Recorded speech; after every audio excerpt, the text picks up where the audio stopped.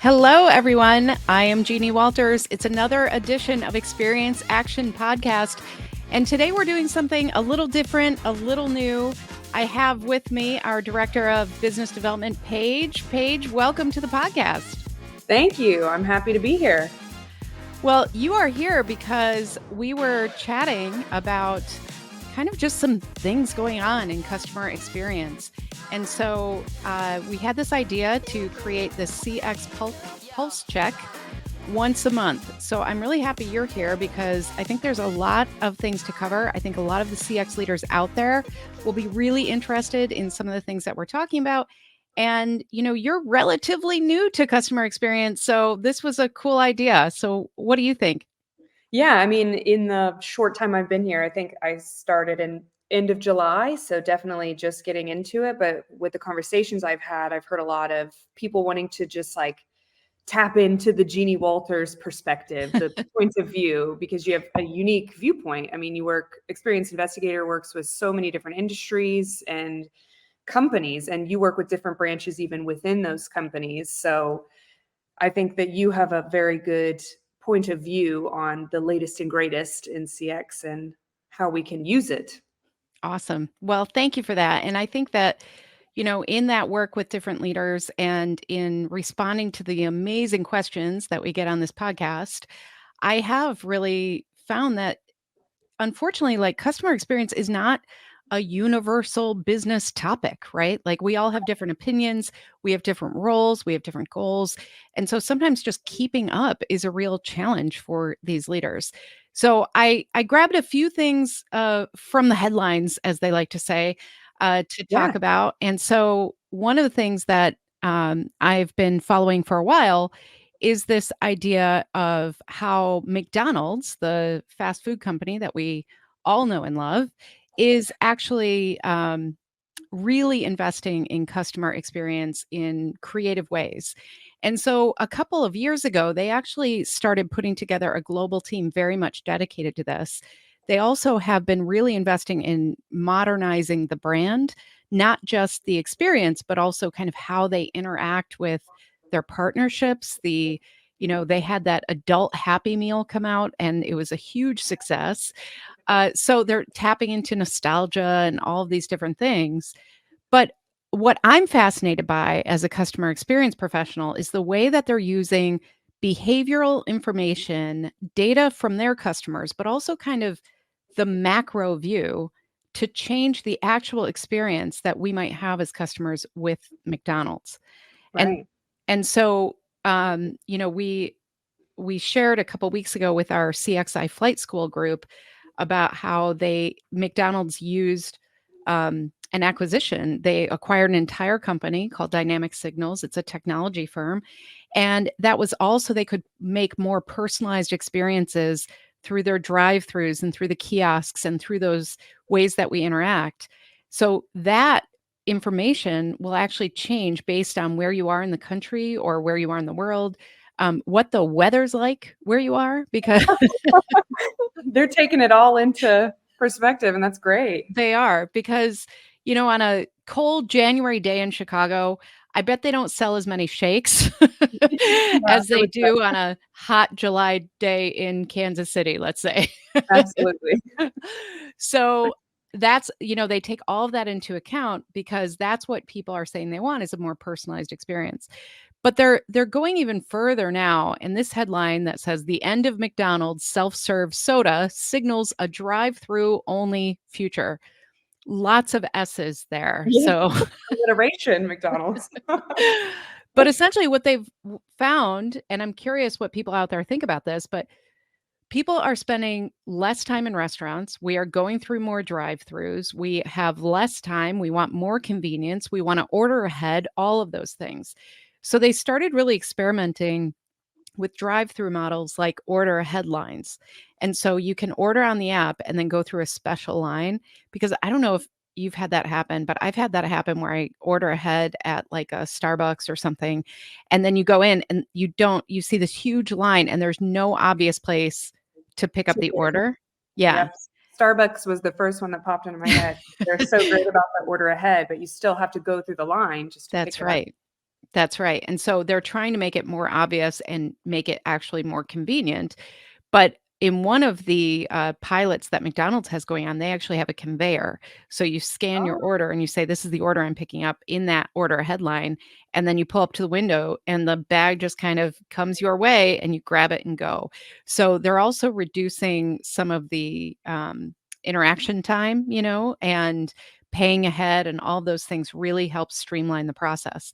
So they're not the only ones experimenting with drive-through. Taco Bell is doing a lot with this, Chick-fil-A is doing a lot with this, Chipotle, and then I've written about this on our blog because I'm in Chicago, but Portillo's here in Chicago is known for their drive-through because they handle it very differently with a lot of people. So they're kind of going the opposite end where they use technology on the inside, but they actually send people out to the drive-through line to take orders and send them in, and it actually speeds up the whole process.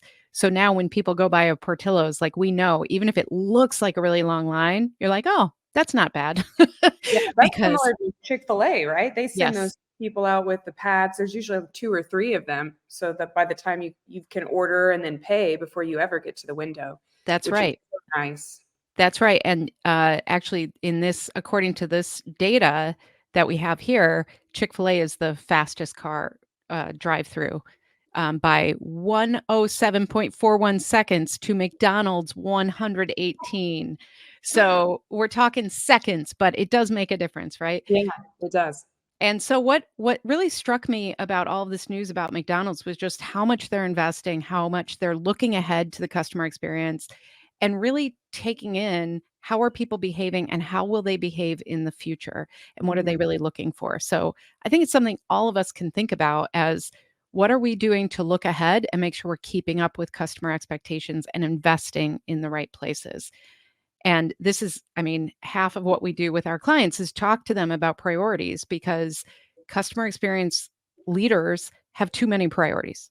Right. I mean, That's what I was gonna ask. I mean, obviously, they're taking it into account and they're making actionable moves to affect their bottom line. It's right. obviously going to affect their revenue. So if I'm a CX leader, how do I take the same actions? How do I get Mhm. to where McDonald's is?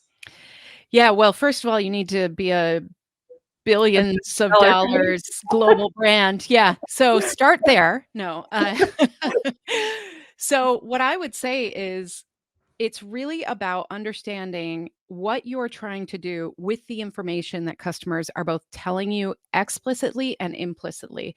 Because I think sometimes as customer experience leaders, we get really caught up in just focusing on customer feedback based on what they're telling us. But Mhm. like you and I are not going to say to McDonald's, I think in 5 years, I'm going to want a faster drive through. Like, we're not going to say those things out loud. So, we have to look at what is the behavioral shift? How are people responding to things? The pandemic was a huge lesson in this. And one of the things that Yeah. I've seen as a frequent traveler is all of a sudden, like, we all really care about health and safety and cleanliness in a different way than in the past. And so Mhm. we need to see signals of that to feel safe and to feel like we're getting the experience we were promised. So a lot of hotels have different signs now. They have I like when I walk into the hotel room and the remote is, like, hygienically sealed and they say, "We clean this," because then Yeah. I'm like, "Oh, I've got my wipes ready," just to be Yeah. clear, but because those remotes Absolutely. are nasty. But, Yes. but that's, like, thinking through what are the expectations now and how can we stay ahead of them and look at not just what customers are telling us, but what is the behavioral stuff that's going on too. Yeah. So True. another fun headline, and this one will be quick, but, you and I both like Legos, right, Paige? Yes. I have them literally on my desk right next to me. I have this cool bonsai tree that my husband made for me. Oh, If you that's watch our video beautiful. that right now, you'll be able to see it, but it's a beautiful white and pink bonsai tree. Thank you, Yeah. husband. And, well, and you and your husband are great examples because what they found was that several years ago, they really started noticing that we are, adult enthusiasts. They have many more adult enthusiasts than they used to think. And so they started really designing products and experiences for adults, but they still had this whole idea of, their I think it was called the VIP program, their loyalty program. And that was really kind of geared more towards kids and, interacting in the stores and things like that. Mhm. And one of the things that I think is really interesting is that they're such a physical product, but they're really embracing the digital experience and combining the two in very creative ways. And so they've revamped their entire loyalty program. It's now called Lego Insiders. And one of the things that they have changed is that you have to be 18 or older.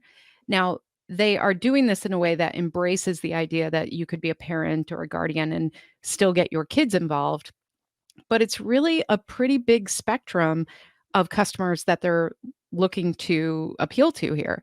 And so they are kicking this off in such a creative way. They have an augmented reality treasure hunt essentially. So you can use the augmented reality with the physical bricks that you have and find different treasures and get different rewards. So it's already really taking off, and it's just a great example of if you want people to engage, if you have something you're launching or signing up, you need to kind of give them something to really make it urgent then and make it something that they get value from immediately. And the other Right. thing this reminds me of is a couple months ago, Delta Airlines, when they first announced that they were the first airline to have free Wi-Fi on all of their planes, the way to get the free Wi-Fi was to sign up for their loyalty program. Now, it didn't cost anything. It was just like submitting your data essentially, but they were expecting, I don't know how many. They were expecting a couple 10,000 or so Mhm. signups, and they got 250,000 signups, like, right away. Oh. So, it exceeded so many expectations because there's value there for somebody. So, I think this is where we talk a lot about data and, like, how do we get customers to submit their data? We have to give them value as well. Mhm. Yeah, I So mean, and I think they're so smart, like from the customer experience side, Lego, because mhm. for example, my husband and I, we don't have children. We live here in Kansas City. There's a Legoland. We can't go into Legoland unless we have a kid with us. Oh, So we interesting. are, isn't that odd? Like they won't let you in unless you have a kid with you. So we Huh, haven't been able to go in and like explore, but yeah. then opening it up to like 18 plus and doing things like that allows Mhm. those of us without children to be able to still invest in because we'll buy it all. We love them all. So I'm glad that they paid attention to the trends and made Yeah. changes. Well, and I think you bring up another really important point about being inclusive, and the other thing we didn't mention about Lego is that they came out with Braille bricks, and that Right, was because they wanted to create an experience that could be more inclusive. And if you think about, building things with color and things like that, and or even just understanding some of those little tiny pieces, if you're not really looking at it, it can be hard.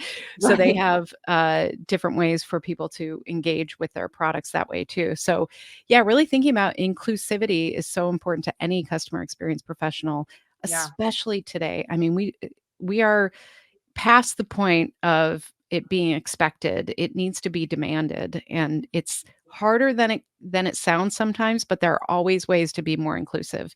And part of absolutely. that is just collaborating with those customers. And like if I were Lego, I would say, "Hey, Paige and your husband, come with us. Let's figure out how can we get you to Legoland." Please, So Lego, sponsor us. Oh, that would be fun, wouldn't it? Oh, that would Right? be so So fun. fun. Well, Well, the other thing that, I wanted to touch on today that is very new in the headlines is about Amazon. I don't know if you know them, they're a small little company. tiny. I may have heard of it in passing one time, Yeah, but exactly. They're just teeny tiny. But they are constantly innovating around the customer journey. And so they've done this in so many ways. Of course, with Prime, which many of us are members, with how they rolled out their video on demand and all of those things. They're starting to produce content. I mean, they've just kept expanding. And every time they make a decision to expand, it's based on really what are they trying to do for the customer experience. Now, some of you might fight me on that because, of course, they're going to be profitable when they do this. And that is definitely motivation. But, all of us have to think that way. We are in business to be successful and get profits and keep our executives and our shareholders and our customers happy. And so the way that they do that is thinking about how can we make our customer journey a little more effortless, a little easier, a little less unpredictable. And this headline here says end to end supply chain management for all your sales channels. Now, sorry, I shouldn't call it a headline. This is actually on the Amazon site, but we have another actual headline here that I'll pull over that is supply chain by Amazon sounds like Amazon Prime for manufacturers. And so essentially what they're doing is they figured out that a lot of their sellers who aren't necessarily selling through Amazon, but those third party sellers that you see, um, that they were having trouble with their supply chains, their logistics. They were not able to deliver goods on time. And so Amazon started hearing about that from both the customer and the seller. And so what they started thinking through was like, okay, we know that we're really good at this, right? Like they have the supply chain pretty much locked in. Logistically, Amazon is exceptional at what they do. And so now they're offering that as a service for these sellers so that they can, make it easier for everybody. And they're thinking through that journey. So they're saying, one of the things that they're going to do is have this multi-channel distribution as a service, which will allow sellers to move products in bulk from Amazon's warehouses to other non-Amazon facilities. Now, that might not seem like a big thing, but if you're thinking about it from, okay, we could move one thing at a time, which can be unpredictable, it can be costly. That's what causes some of the delays. To now we're going to say, okay, we're going to move in bulk. We're going to save those costs. We're not going to have to pass those on to our customers. We're going to know what we have as far as our inventory in a smarter way, all of these things. Mhm. And it's just a good reminder for any of you leaders out there who are maybe B2B, but at the end of the day, those businesses you're serving are delivering to customers. Yeah. The more you can think about that B2B experience and how to streamline that and make it better, then you actually deliver more for those customers and everybody wins, which is Yeah, this pretty was cool. something that, I mean, prior to me getting into the CX world, I was in the tech world. And Mhm. when the pandemic happened, I mean, it was back orders trying to get those software chips. Like the supply chain issue was a very big topic I mean, still is. Yeah. So the fact that Amazon's taking strides and trying to figure it out and get the best way possible is great because a lot of companies just kind of froze. They Huge companies, like, what do I do?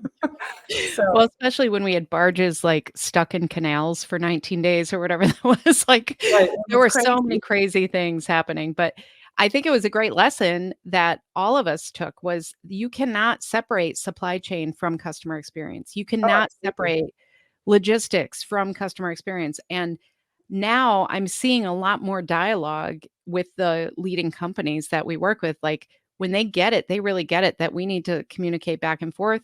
We need to respect the process and the leadership of both so that you can have those open dialogues because things are going to go wrong with your supply Right, chain. Like that's going to happen. And so what do you do? What's your backup plan? How do you communicate to customers in a way that is proactive, that is, with empathy and compassion, but also understanding like, hey, this went wrong. Sorry, this is what we're going to do about it. This is what you can expect. And the right, only way we can do that is if we talk to supply chain and they talk to us. So, yeah. And another unfortunate thing that I still think we're seeing is massive rounds of layoffs. Have you mm, seen that happening? What's yeah. your insight onto that? Yeah, unfortunately, I read a headline a while ago and I'm gonna botch it paraphrasing, but essentially it was like, forget quiet quitting. Now we're like quiet firing. Because they're not announcing these huge layoffs like we saw a couple months ago, but we're seeing these like small waves that are happening. There is a lot of uncertainty and concern about the economy and the future and all of those things. And what I'm seeing with CX is that leaders are basically kind of being told, like, sorry, we had a bad year, right? Like, Mm. weather events were huge this year, and that affected a lot of different organizations, financial services, construction, Yeah, logistics, all of those things. And so when things like that happen, of course, leaders look around and think, where can we cut those expenses? And I would just say, like, if you are a CX leader listening to this right now, um, you better know your ROI. You better understand, like, what is the value that you bring, not just you personally, but also what does customer experience do for your organization? You're spending money and time and effort doing things like collecting that customer feedback. If all you have to show for it is a dashboard, that's not going to convince anybody. What you Absolutely. need to do is tell that story in a different way. And, I wrote an article a couple years ago that I still send out, and it's called "Is Customer Experience Worth It? And How Much Should You Invest?" And so it really is like kind of a playbook of how do you define ROI? How do you think about it? How do you actually look for things like customer lifetime value? Make your case. That's my recommendation. If you are in a position right now and you're hearing about these layoffs and you're getting nervous, make your case, because the thing is, if this is done well, if we invest in customer experience in the right ways, the company wins no matter what the economy. That's been proven again and again. You will come out ahead long term. You will come out at the end of, an economic dip or any of those things with customers still with you instead of having to rebuild. Right. And in this economy where there's all this weird stuff going on with employment too, um, right? Like, we're Yeah. just in a weird time. Let's just talk about how weird everything is. Thanks, 2020. Yeah. So but employees actually do better when customer experience is doing well, because nobody wants to work at a place where everybody's complaining, Right. and nobody wants to work in a place where they feel like there's a lack of alignment with what the company says and what they do. And so the more that you can have that integration in, we're all on the same page, we all understand our customer experience mission statement, and we're all working towards that, then you're actually going to have employee referrals. You're going to have employee retention, all those Right. things that we want too. So this, I would totally, we'll put this article in the show notes of this episode, but I think it's just a good reminder for anybody out there today.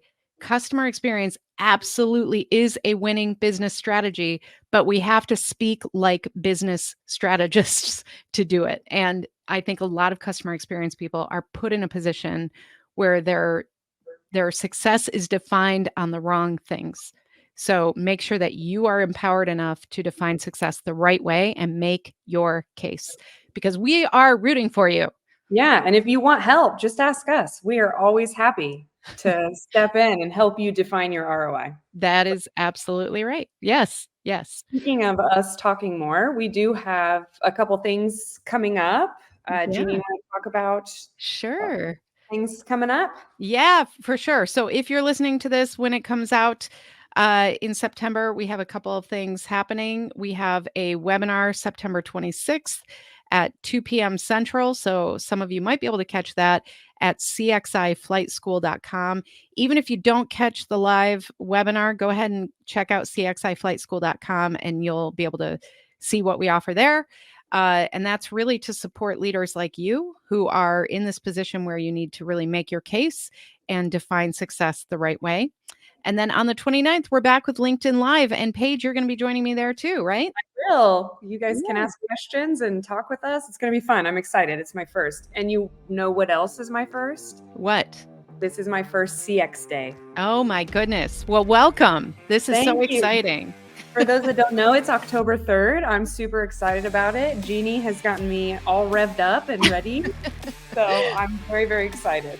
That's right. And if you are celebrating CX Day at your organization, as I know some of you are, we would love to hear about it. So let us know what you're doing. We're really interested in your story. So please feel free, leave us a voicemail, send us a note through the website at experienceinvestigators.com, or just, leave me a voicemail at speakpipe.com/experienceaction to leave a question or let us know how you're celebrating, what you want to share, anything like that. CX Day is a really special event. It's really aimed at customer experience professionals like you. The CXPA is kind of the owner of it. That's the Customer Experience Professionals Association.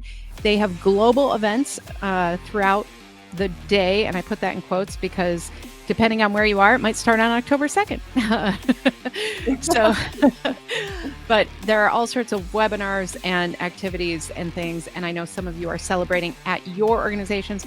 We're certainly going to be celebrating here at Experience Investigators. And I just love celebrating the work that you are doing. So thank you so much for joining us for this very special episode. Thank you, Paige, for being here. This was a lot of fun. Of course, I had a blast. I hope to come back. Excellent. Yes. Well, we will see you and talk to you in probably about a month with another CX Pulse Check. Otherwise, you will hear from me every week answering your questions at Experience Action. So thanks for joining us, and we'll talk to you soon.